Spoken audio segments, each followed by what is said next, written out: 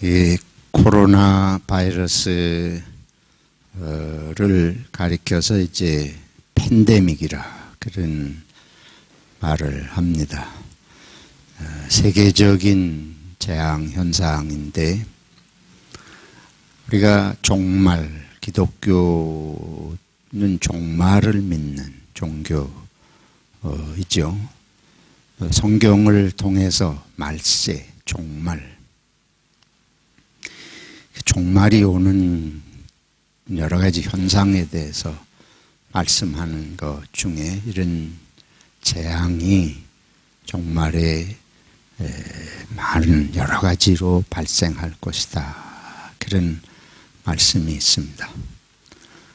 그래서 점점 자연재해가 심각해지고 전에 있던 무슨 지진이라든지 화산 폭발이라든지 가뭄이나 홍수 이제 이런 것도 자연재해입니다만은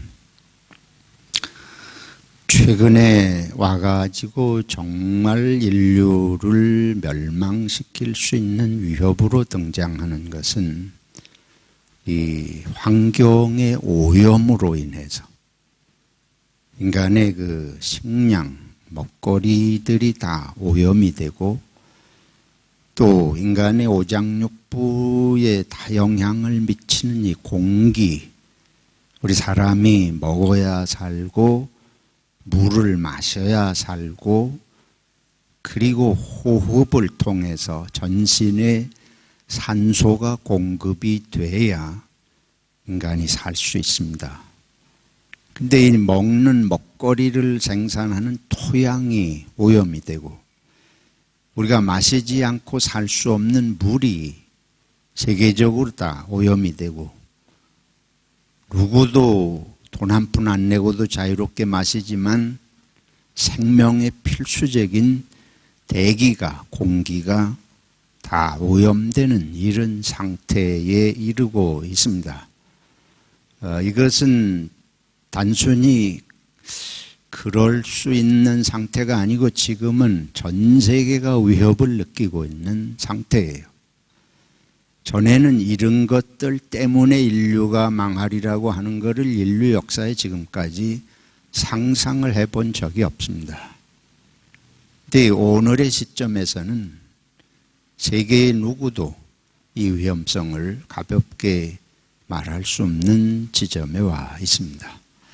거기다가 이제 이 코로나 바이러스 같은 이런 전염병이 세계적으로 이와 같이 생겨지게 되니까 이것도 사실은 그 먹는 문제에서 그 출처가 우리 인간이 꼭 그런 거 먹지 않아도 되는 이런 동물들을 잡아먹고 이런 문제들하고 이제 연관이 돼 있다고 보게 되는데 인간의 욕망, 인간의 편의성, 인간의 탐욕 이런 것이 집결돼서 발생하는 현상이 지금 말씀드린 이런 현상들입니다.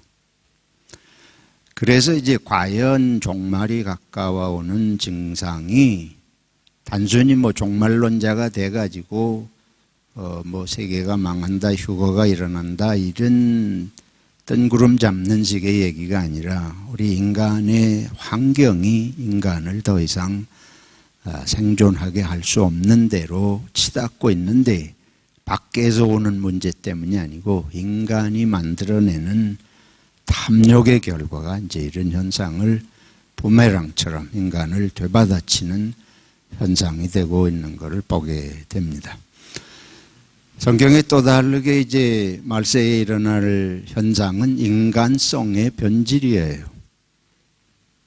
인간성이 하나님이 본래 지으신 인간성이 우리가 아담과 이브로부터 죄악으로 물들은 것은 사실이지만은 그것이 이제 더 이상 인간이 땅에 존재할 수 없는 모습으로 우리들이 예를 들어서 우리 집에서 기르는 개가 포악해졌다고 그래 보세요.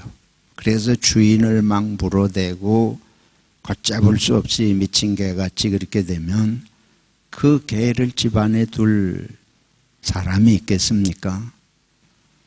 마찬가지로 말세가 되면 인간성이 변질된다는 거예요. 더 이상 인간이 땅에 인간을 살려두어서 유익할 수 없는 그런 모습으로 인간성이 변질이 되는 걸 성경이 말씀하고 있습니다. 그때에는 이제 무엇보다도 사랑이 식어진다. 인간의 심령에 사랑이 남아있질 않고 너무너무 냉담하고 포악하고 잔인한 인간성으로 이기적으로 그렇게 변질될 거를 무정한 마음들이 점차 그렇게 전체적인 모습이 될 걸 말씀하시고, 예수님께서 말씀하신 것이 있습니다. 말세가 되면 적그리스도를 비롯해서 많은 이단들이 생겨날 것이다. 그리고 이제 오늘 좀 말씀 본문을 통해서 나누고자 하는 것은 믿는 자가 있겠느냐, 말세에 믿는 자가 있겠느냐 하는 것입니다. 즉 믿음이 떨어져서 사람들이 하나님을 믿지 않는 시대가 될 것이라고 말씀하고 있습니다. 근데 이런 것들을 종합하면 과연 그런 것이 극대화된 상황에서 인간의 삶의 의미가 있겠느냐, 종말이 오지 아니하고 그런 세상이 계속되는 것이 의미가 있겠느냐 이제 하는 생각을 해보게 될 것입니다. 근데 이 말세에 어쨌든 오늘 본문을 통해서 믿는 자가 있겠느냐, 믿음이 점점 사람들의 마음 속에서 하나님의 세계, 영적인 세계에 대한 믿음이 없어질 것이다.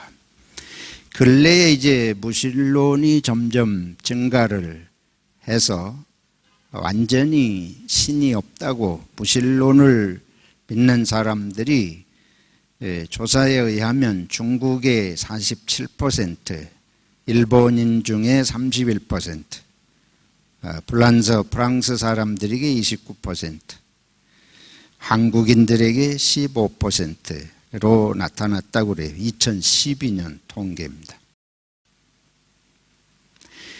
근데 이게 이제 동양보다도 유럽은 더 심각한 상태예요. 2016년에 통계를 보면 유럽 중에 스웨덴은 85%가 종교가 없다.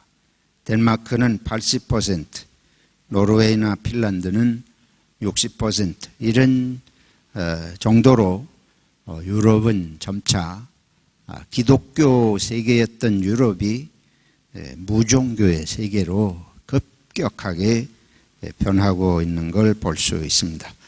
호주도 1966년 그러니까 지금부터 한 60년 전에 기독교인의 비율이 88%, 지금 한 60년 전만 해도 호주의 90여 %가 기독교인이라 그랬다고 그러는데 2016년 통계에 의하면 50% 수준으로 이렇게 전락을 했고 30%는 완전히 무종교다. 그리고 나머지는 이제 다른 종교들을 가지고 있는 것으로 이렇게 이야기가 되는데, 아마 지금 이제 4년 지난 지금은 그게 더 감소했을 것입니다. 그리고 가장 비종교적인 연령층이 18세부터 35세 사이, 그 사이에 20, 30대 초반의 사람들이 가장 비종교적인 그런 경향을 드러낸다고 이렇게 조사가 되어 있습니다. 어느 정도 정확성을 신뢰할 수 있을지 모르지만 2016년에 호주 한인들이 50%가 기독교인이라고 호주 인구 총조사에서 답을 했다고 그래요. 근데 그게 그 전에 2012년인가의 조사보다 훨씬 줄어든 그런 통계라. 근데 지금 2020년 이제 4, 5년 지났습니다만은 지금은 훨씬 더 줄어들었을 거예요. 근데 그때의 그 현상을 분석을 하면서 한인교회가, 초기의 한인교회가 한인들이 함께 모여서 단순히 신앙을 위해서 교회 가는 거 이외의 여러 가지 요소들로 기독교인이다, 이제 교회에 간다, 뭐 여기가 또 기독교 국가라고 우리는 그렇게 생각을 하니까 그런 여러 가지 영향들이 있었는데 지금은 아주 급속하게, 지금은 이제 사람들의 관심이 교회에 있지 않습니다.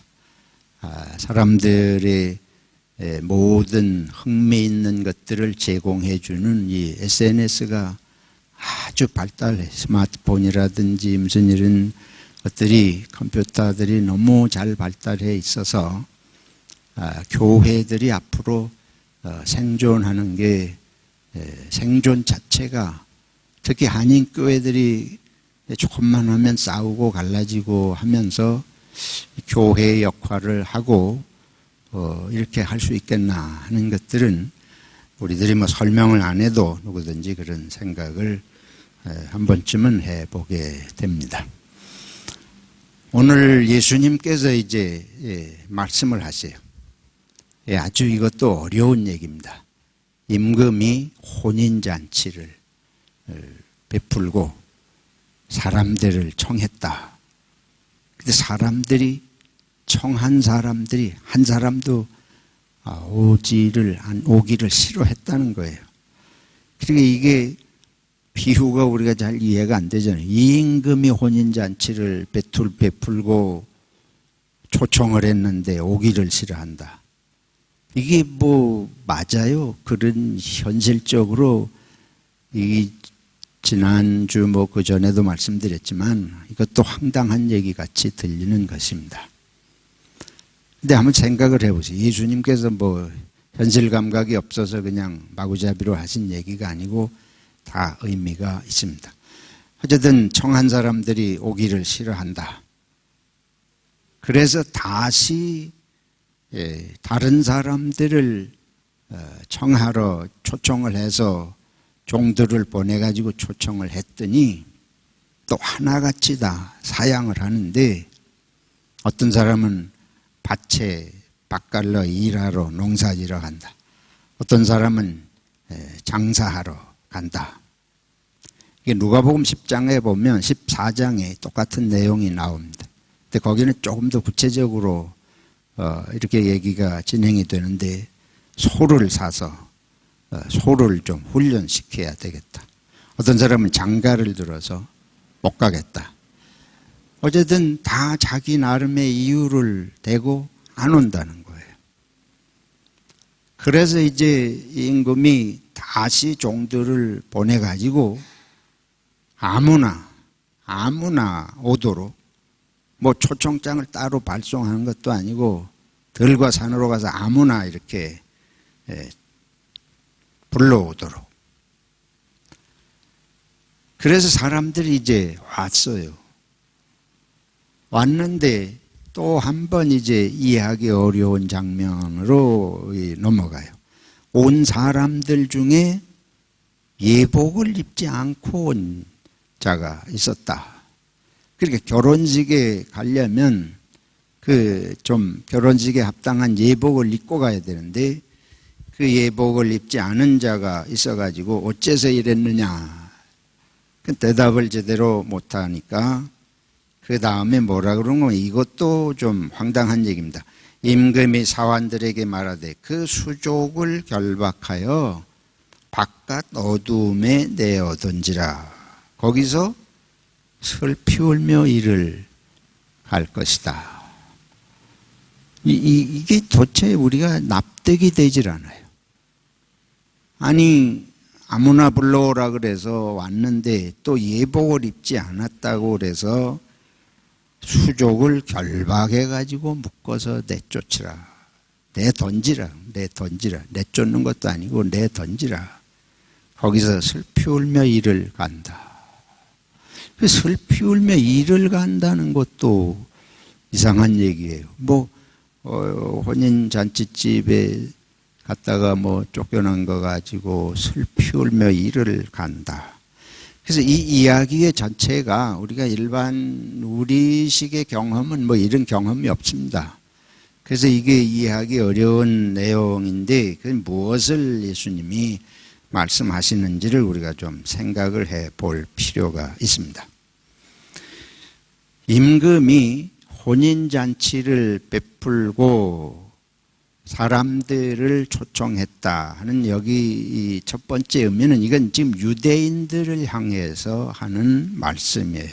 일반적으로 사람들이 이제 이거는 유대인뿐만 아니고 우리 모두가 사실은 다 그렇다고 볼 수 있는데 이 세상의 임금은 권력에 있어요. 돈이 있어요. 잘못 보이면 무섭게 당하고 이런 것들이 있으니까 세상의 임금이 청하면 그 자리는 영광의 자리. 그 청와대에 초청을 받아서 갔다. 청와대 한 번씩 갔다 오면 대통령 시계를 주잖아요. 그거 이렇게 일부러 보이려고 이렇게 하고 그러는 거 아니에요. 이만희 씨가 얼마 전에 나와가지고 박근혜 이 시계 가지고 이렇게 했다 그런 거 혹시 한국 뉴스 본 분들은 있겠습니다만은 이게 현실 세계에서는 그래요. 이 세상을 살아가는 데는 우리가 권력을 추구하고 돈을 추구하고 명예가 있고 그런 게 있는 데는 안 불러줘서 한입니다. 남이 갈까봐 잠이 안 오고 나를 안 불러주면 그게 안타깝고 그런 건데 이 하나님 아버지가 부르는 일에는 관심이 없다는 거예요. 실제로 그렇잖아요. 영적인 세계에 스스로 자발적으로 관심 있는 사람이 얼마나 있습니까? 그래서 이거는 그걸 말씀하시는 것입니다. 하나님께서 하나님의 나라의 잔치를 위해서 부를 때에 사람들이 관심이 없다. 왜냐하면 눈에 보이는 게 뭐가 있어야지. 영적인 세계 눈에 보이지도 않고 그거 하나님 찾아가지고 언제 내 눈앞에 필요한 돈과 명예와 권력과 이런 것들이 당장에 급한 거 그러니까 관심이 없다 하는 걸 이제 말씀을 하는 거예요. 이게 일반적인 이런 불신앙적인 무신앙적인 이런 경향이 우리 속에 있다 하는 걸 이제 말씀을 통해서 보게 됩니다. 그러니까 이제 말세로 갈수록 현대는 더구나 과학과 이성과 물질의 만능 시대라고 우리가 다 그러지 않습니까? 그러니까 이 시대에는 사람들이 하나님을 믿고 신앙인이 되는 것이 이렇게 쉽지 않다.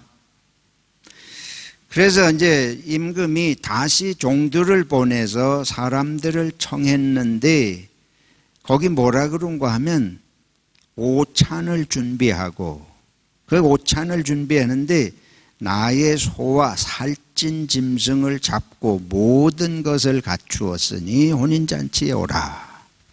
그러니까 이거를 이 혼인잔치에 가면 아주 귀한 대접을 받을 수 있다고 간곡하게 이걸 다 알리고서 이제 사람들을 청하는데도 고지 듣지 않는 거예요. 왜 그러나 하면 여기 있는 대로 저희가 하나는 자기 밭으로 하나는 자기 상업차로. 그래서 일반적으로 우리 인간의 본성이 이 신앙심, 종교심 이거 갖는 것이 쉬운 일이 아니다. 그래서 이 첫 번째 거는 우리의 무신론적인 경험. 세상에 그런 사람들이 많이 있잖아요. 그런데 여기 조사한 내용을 보면 이상한 조사를 하나 했습니다. 아까 그 종교 통계 같은 거 내는데 하나 이상한 조사를 했는데 무슨 조사를 한거 하면 지식인일수록 이 종교인 조사를 하면서 지식인과 비지식인 층으로 그게 영향이 있느냐 이걸 조사했는데 지식이 있을수록 신앙인이 되기가 어렵다는 게 통계래요. 근데 여러 가지 통계들을 통해서 몇 년 동안에 이걸 통해 가지고 이제 그런 걸 밝혀낸 결과를 여기 얘기를 하는데 사람이 배우면 어떻게 돼요? 교만해진다 그 말이죠. 배울수록 교만해져.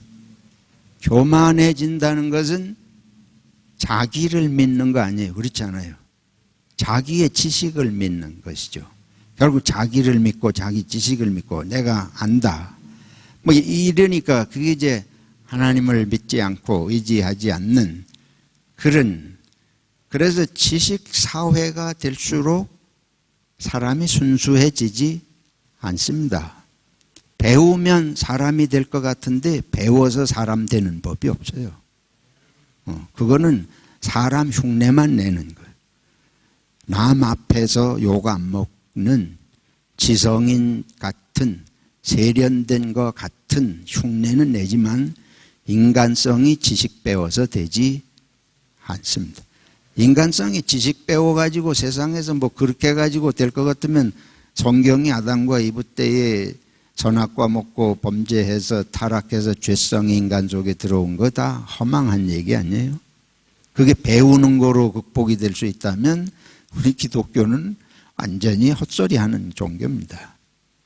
근데 이게 사실로 이런 통계조사 요즘은 사회학이 발달해서 통계를 사방에서 통계를 내대니까 그런 거 가지고 이제 이런 게 드러나요. 사람의 마음이 배울수록 순수해지지 못한다. 이 거꾸로 생각하는 거예요. 교육을 하면 사람이 될 줄 아는 게 현대의 가장 큰 착각의 하나입니다. 어떤 면에서.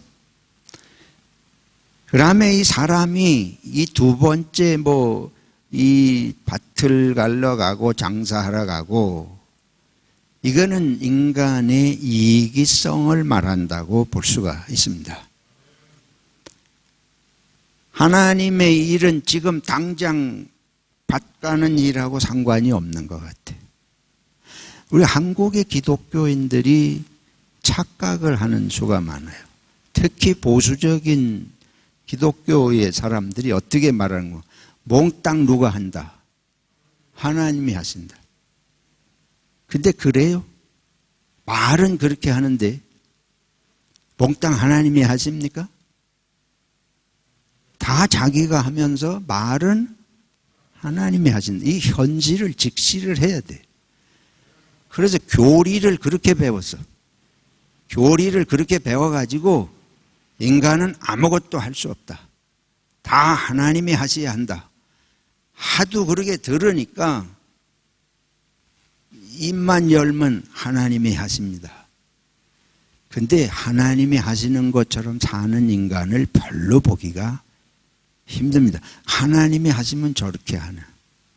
그럼 한국 교회는 목사나 교인들이 다 한국 교회가 하나님이 하십니다. 다 그러고 입만 열면 아주 최고의 신앙인 것처럼 말을 하는데 그러면 왜 저렇게 욕을 먹을 모습이 돼요?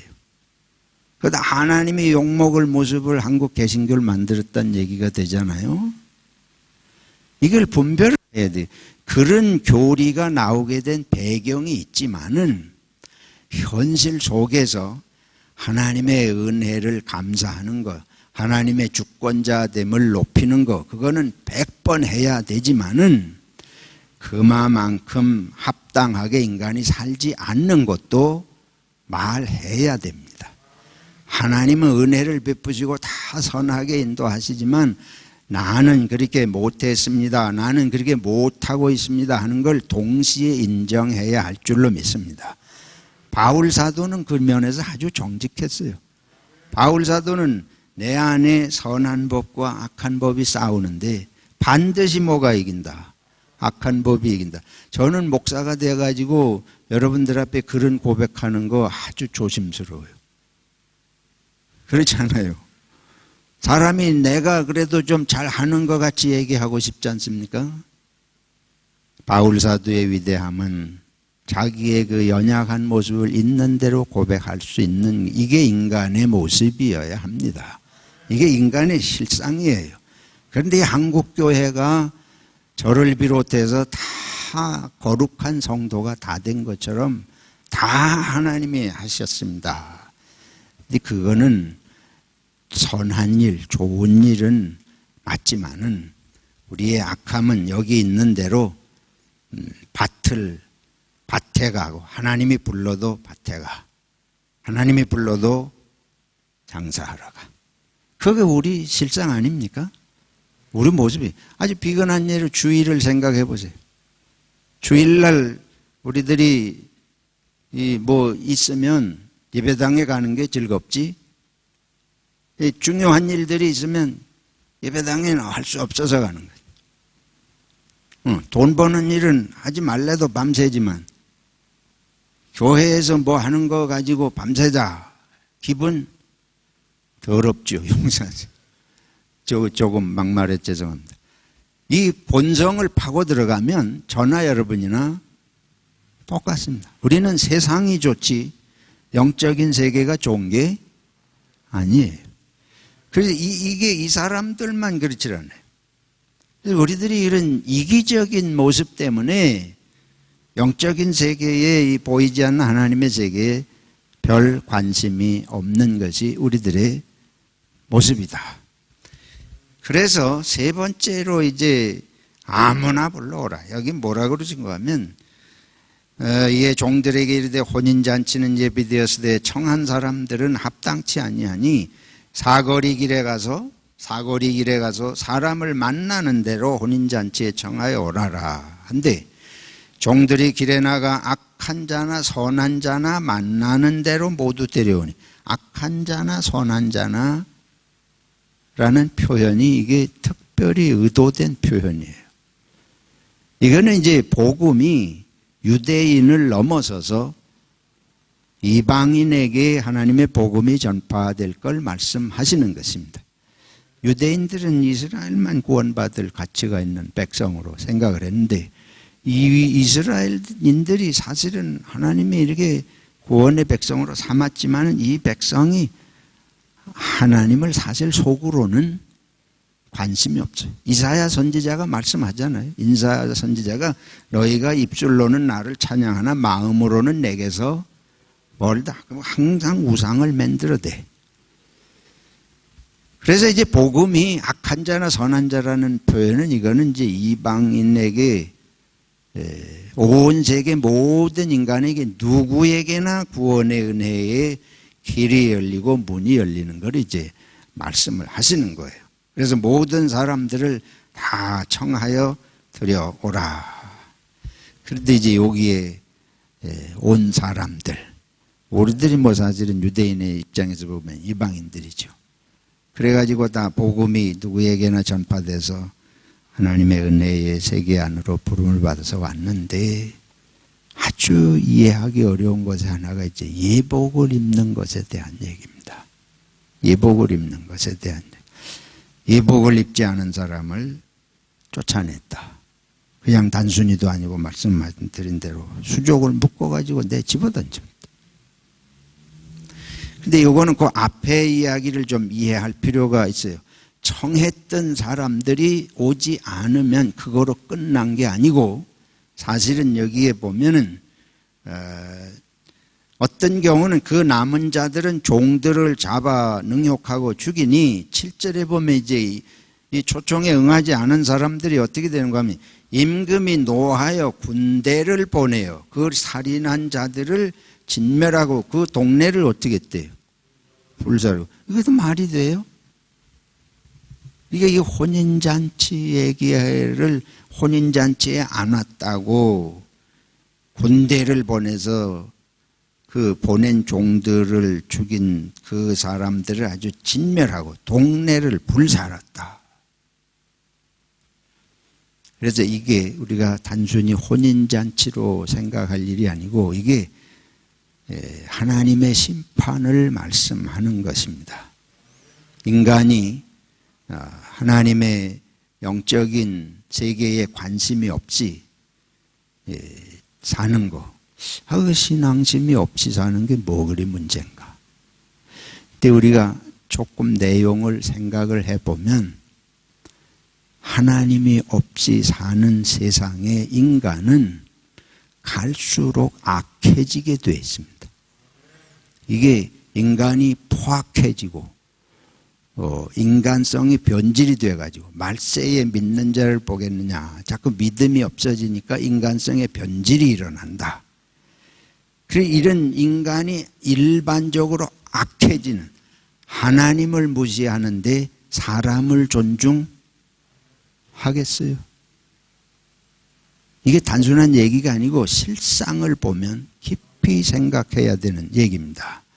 하나님을 믿지 않는 자가 인간의 생명을 귀하게 여길 리가 없습니다. 그러니까 히틀러가 나오는 거예요.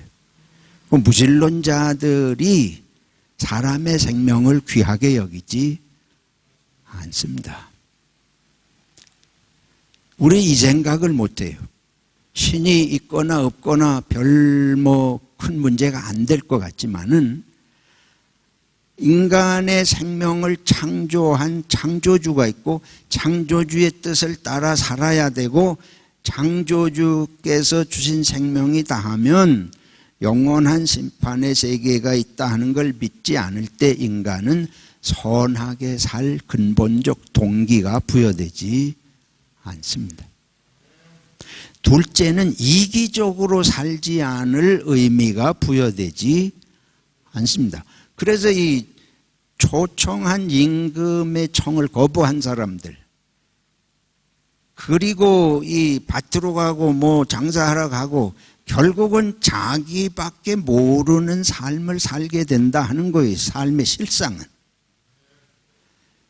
그러니까 하나님께서 이 임금이 군대를 보내서 진멸하고 동네를 불사버렸다 하는 것은 그런 사람들을 두면 다른 사람들의 생명을 했죠. 여러분 마피아 얘기를 보시고 사마페나 야쿠자나 한국의 무슨 양은이 파나 무슨 파나 보세요. 그 사람들은 인간의 생명에 해를 끼치는 살인도 서슴없이 해요. 마약을 파는 일을 서슴없이 해요. 모든 죄악을 가지고 사람이 망하고 썩는 일을 그 사람들은 자기들의 돈 만들어 가지고 지들 먹고 살고 싶은 대로 무슨 짓든지 하는 사람들입니다. 조폭단체만 그렇습니까? 사업하는 사람들 중에 사람들이 먹어서 안 될 것들 만드는 사람도 얼마나 많아요. 속여가지고 장사해서 이문 남겨가지고 부자 돼가지고 똥똥거린 사람들이 얼마나 많아요. 종교인도 마찬가지예요.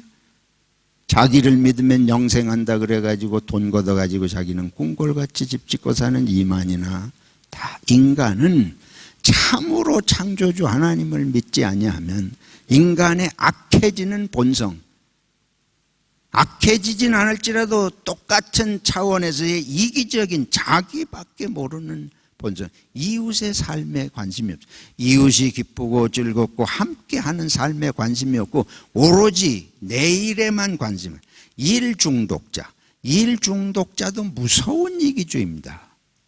일 중독이 무섭게 세계를 파괴하는 거예요.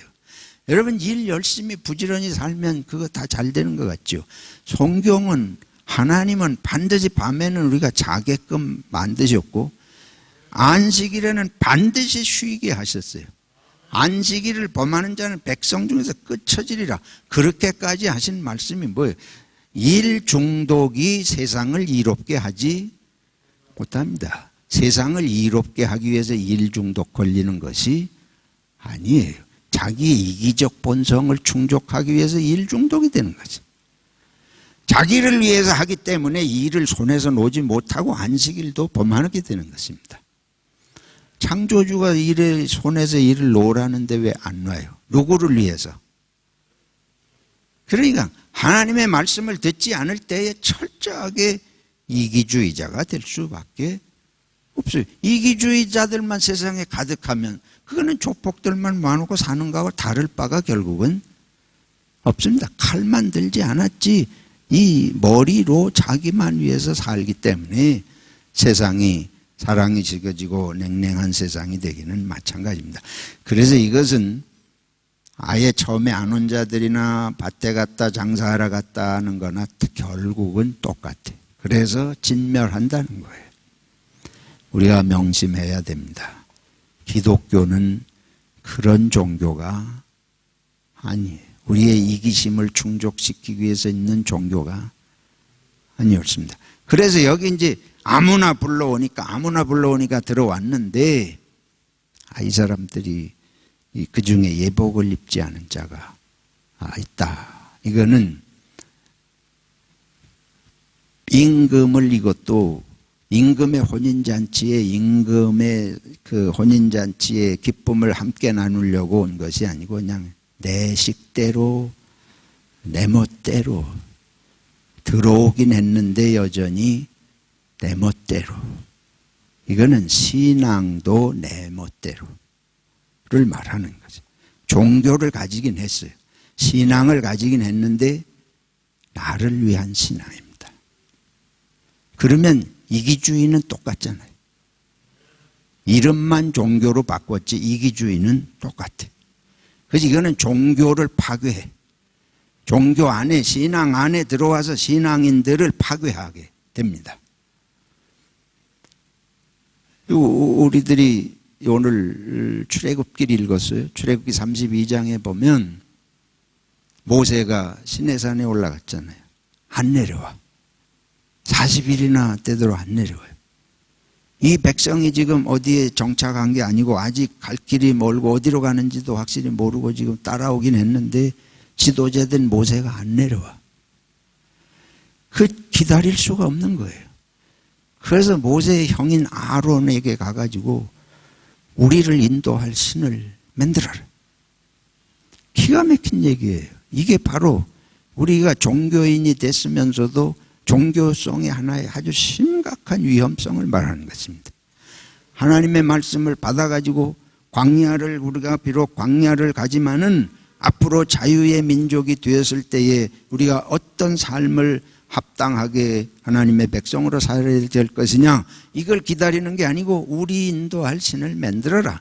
그러니까 아론이 또 그 정신 못 차리고 뭐라 그런 거면 너희와 자녀들에게 이 금 귀고리를 다 빼가지고 오라. 그걸 가지고 뭘 만들었어요? 금송아지를 만들어 놓고 이것이 너희가 인도할 신이다. 이렇게 공포를 합니다. 그러니까 사람들이 거기다가 제사를 지내고 먹고 마시고 축제를 했다.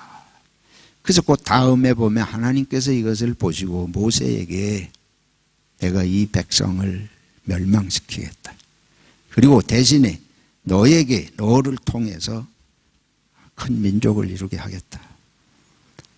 그러니까 모세가 간곡하게 아브라함과 이삭과 야곱의 하나님, 벌써 아브라함 때부터 이 백성을 하늘의 별과 같이 바다의 모래같이 많게 하시겠다고 하셨는데 어째서 다른 민족이 보고 저 하나님이 지 백성을 멸망시킨다고 이렇게 비웃음거리가 되게 하시려고 그럽니까? 그러니까 이게 모세가 하나님보다 나은 것 같아.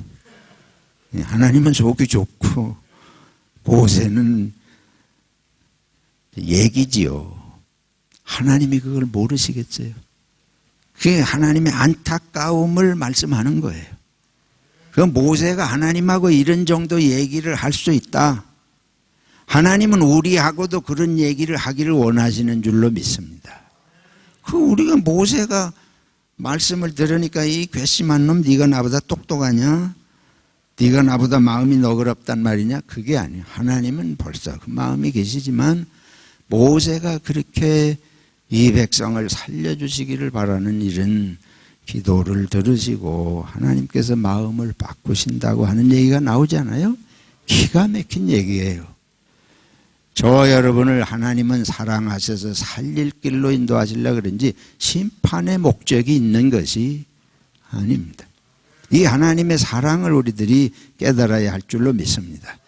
아무튼 근데 이 모세를 통해서 기다리지 못하고 아론이 만들어낸 금송아지, 우리를 위한 신이에요. 하나님 앞에의 백성으로서가 아니고, 그럼 하나님 믿는 백성하고 우리를 위한 신하고 뭐가 다르냐? 우리는 이기적인 걸 못 면한다는 거예요. 우리가 원하는 종교까지, 신앙까지 내가 원하는 신앙으로 만들어버리면 여기 있는 거부한 사람들처럼 이기적이 된 사람들의 모습을 벗어날 수가 없습니다. 그래서 우리들이 머리가 있어서 할 말이 많은 것 같아도 입을 다물고 순종이 제사보다 낫습니다. 하나님의 말씀을 기다리고 하나님의 말씀에 순종하는 것이 예복을 입는 것의 의미예요. 하나님이 원하시는 사람이 되겠다고 하는 것이 예복의 의미였습니다. 그래서 저와 여러분들이 이제 신앙인이 기왕에 되셨으니까 우리가 이제 그럼 주님 말씀대로, 하나님 말씀대로 살면 무슨 재미가 있느냐? 신명기 28장에 말씀하시잖아요. 하나님의 말씀대로 살면 하나님이 모든 복을 다 주시겠다. 오늘도 주님이 말씀하시는 내용이 그거예요. 임금이 살찐 소를 잡고 모든 걸 준비해서 우리를 위해서 준비한 잔치라는 거예요. 하나님은 우리를 위해서 우리가 복되고 넘치는 은혜 가운데 살게 하시려고 말씀을 주시는 것이지, 말씀이 하나님이 당신 만족하려고 주시는 것이 아니다. 말씀대로 사는 사람들이 같이 살 때 신뢰가 형성이 되고 사랑의 마음이 거기 있고 서로 복을 나누는 하나님의 세계가 될 줄로 믿습니다. 저 여러분들이 그리스도인 된 거 너무 감사하고, 때로 힘들어요. 말씀대로 살기 쉽지 않습니다. 또 실수할 때 있어요. 그래도 우리가 기억할 것은 우리 기독교의 하나님, 예수 그리스도를 통해서 하나님의 자녀가 된 것보다 축복된 것이 없다. 당신이 조금 허물이 있어도 용서하고 내가 좀 부족해도 받아주고, 그리고 다시 말씀 앞으로 돌아가서 서로 격려하면서 하나님의 공동체, 하나님의 백성의 모습을 이루면 그게 세상에 빛이 되고 소금이 되고 하나님께 영광이 되고 우리들에게도 하나님의 기쁨을, 축복을 가장 크게 누릴 수 있는 삶이 될 줄로 믿습니다.